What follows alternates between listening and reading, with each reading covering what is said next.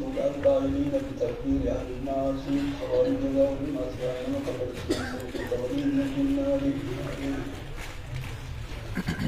وفي قال حدثنا أبو بكر بن أبي شيبة قال حدثنا حفص بن غياث عن داود عن الشعبي عن جرير قال رسول الله صلى الله عليه وسلم أيما عبد أبك فقد برئت منه الذمة.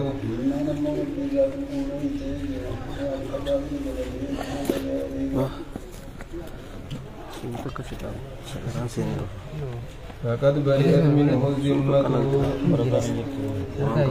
وفي قال حدثنا يحيى بن يحيى قال أخبرنا جرير بن مغيرة عن الشعبي قال كان جرير بن عبد الله يحدث عن النبي صلى الله عليه وسلم قال إذا بكى العبد لم تقبل له صلاة.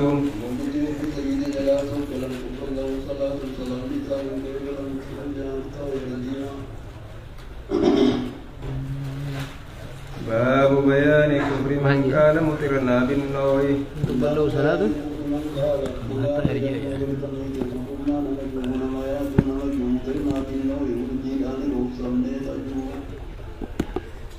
وفي قال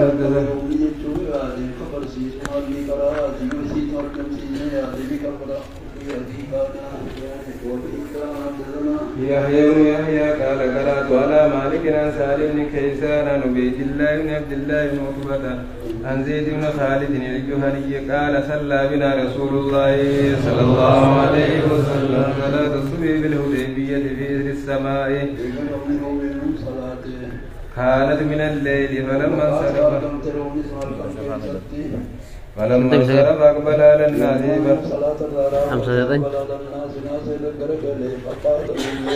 هل تدرون ماذا قال ربكم؟ قالوا الله ورسوله أعلم. قال أصبح من عبادي مؤمن بي وكافر. قال يقول رب إني جاء من عبادي قبلت الرياء غنم السين مؤمن بي خلت أماناته بي وكافر بي من الكبرات غنم السين جاء. فأما من قال مطرنا بفضل الله ورحمته فذلك مؤمن بي كافر بالكوكب. إنسان ربيتي برحمة ربيتي فوصلنا بجي فذلك مؤمن بي سنت أماناته كافر بالكوكب وأما من قال مطرنا بنوع كذا وكذا فذلك كافر بي مؤمن بالكوكب.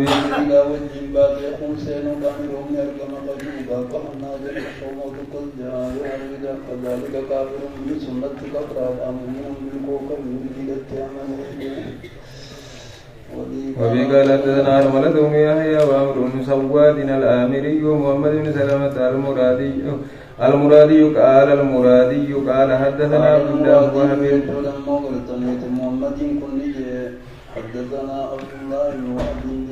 أي يونس وقال الآخران أخبرنا ابن وهب قال أخبرني يونس عن ابن شهاب.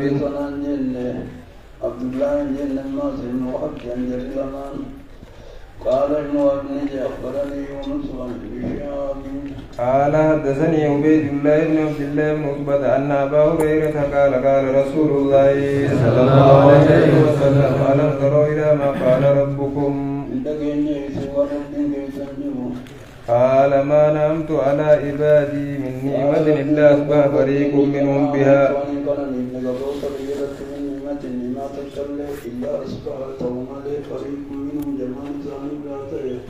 كافرين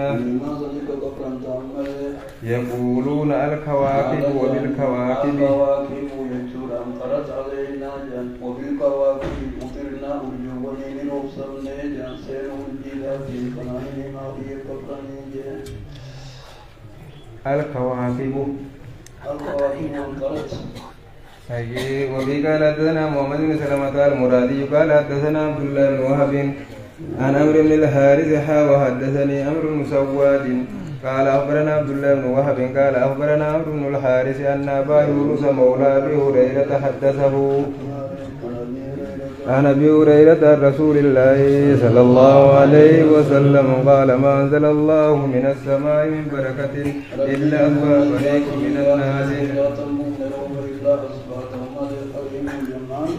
من الناس بها كافرين. ينزل الله الغيث فيقولون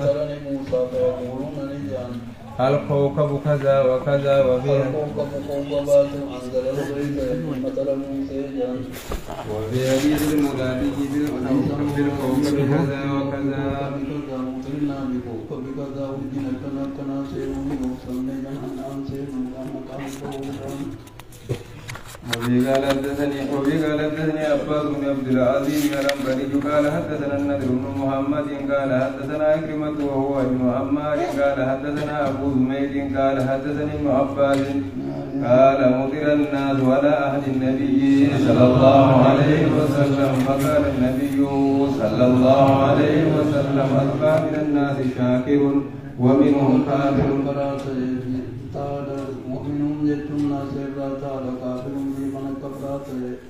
قالوا هذه رحمة الله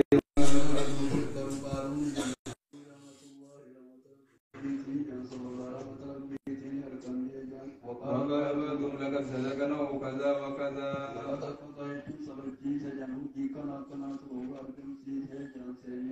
قال فنزلت هذه الآية فلا أقسم بالمواقع فنزلت هذه الآية فلا أقسم فأقسم عليك فقدر المواقع النجوم كفقدر حتى بلغ وتجعلون رزقكم أنكم تكذبون ويجعلون يتعنبون صلى في غيثانية يتعنبوتا علىكم تكذبون فإن كانتم كنا منه إلى ذلك التبية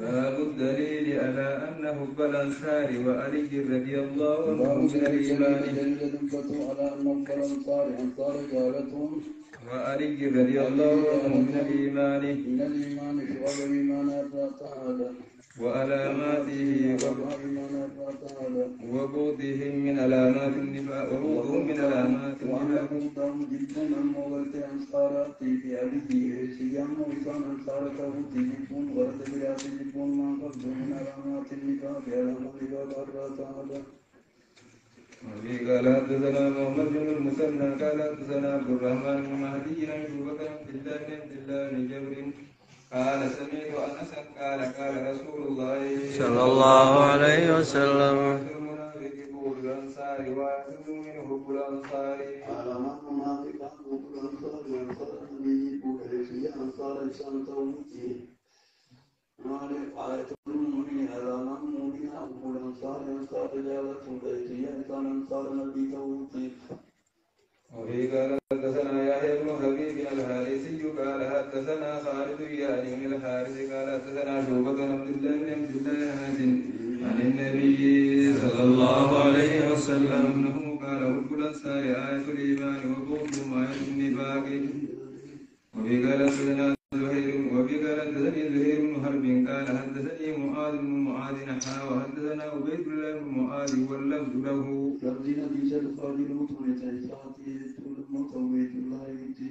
قال حدثنا أبي قال حدثنا شعبة عن عدي بن ثابت قال سمعت البراء يحدث عن النبي صلى الله عليه وسلم أنه قال في الأنصار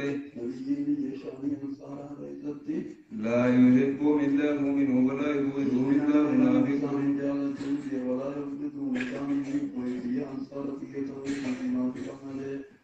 من أحبه الله ومن أبغضهم أبغضه الله. قال شعبة قلت لعلي سمعته من البراء قال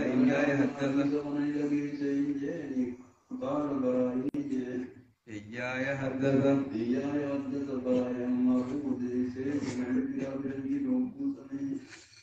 وفي قال حدثنا قتيبة بن سعيد قال حدثنا يعقوب يعني بن عبد الرحمن القاري عن سهيل عن أبي هريرة أن رسول الله صلى الله عليه وسلم قال لا يود الأنصار رجل يؤمن بالله واليوم الآخر.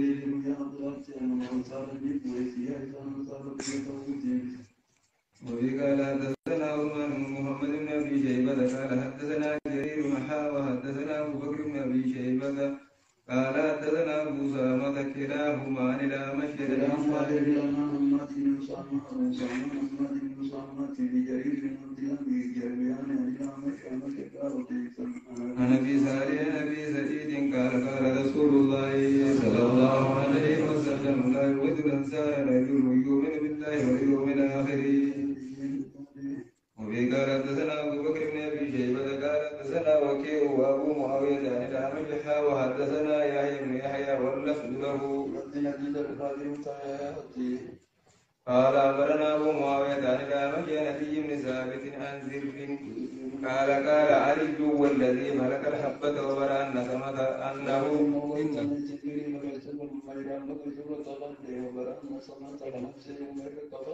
إنه لأحد النبي الأمي صلى الله عليه وسلم إلي ألا يحبني إلا مؤمن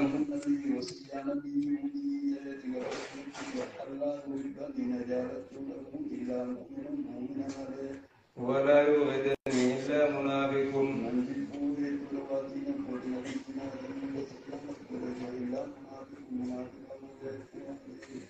باب بيان نقصان الإيمان بنقص الطاعات.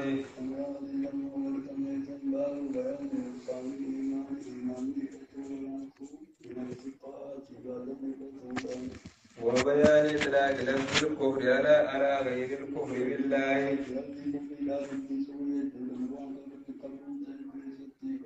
فقول النعمة والحقوق.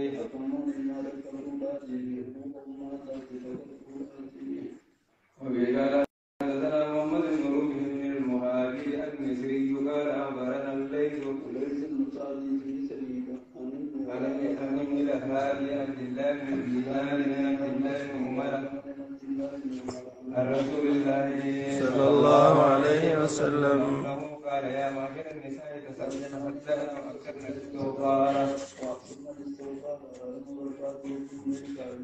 فإني رأيتكن أكثر أهل النار فكانت تسأل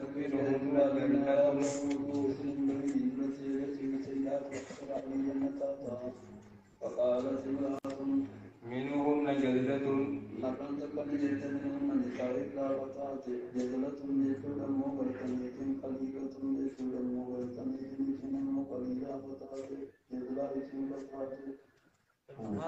ذات عقل صاحب عقلية.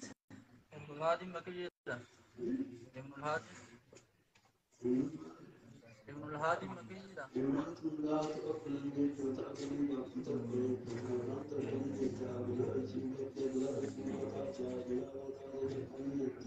وما لنا يا رسول الله أكثر أهل النار.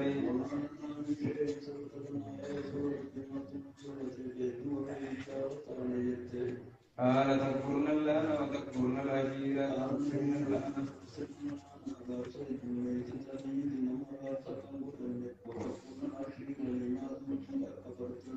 وما رأيت من نارسات عقل ودين أولم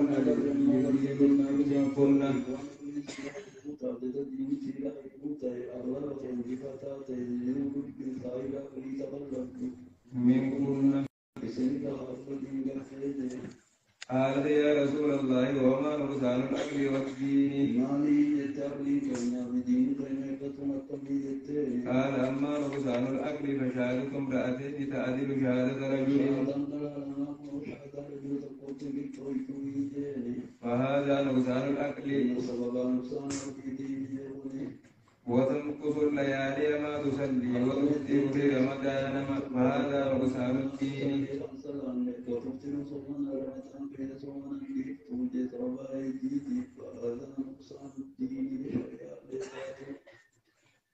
وحدثني أبو الطاهر قال مسلم وحدثني أبو طاهر محمد بن أحمد بن عبد المسلمين قديس قال أخبرنا ابن وهب عن بكر بن مضر عن ابن الحارث بهذا الإسناد مثله.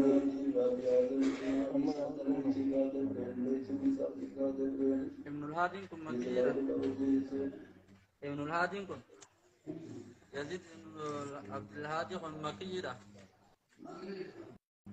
ابن الحارث كن مكيرا ورا مكاتي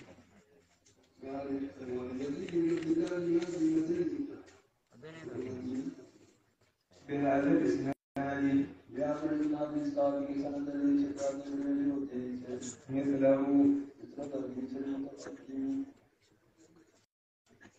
المهم والقابل ليس تابع ليس ينمو ورزقه لم يكن مكتب من ليس تابع وجد النزلاء نظام في المؤمنة في سنة سرية في نزلتك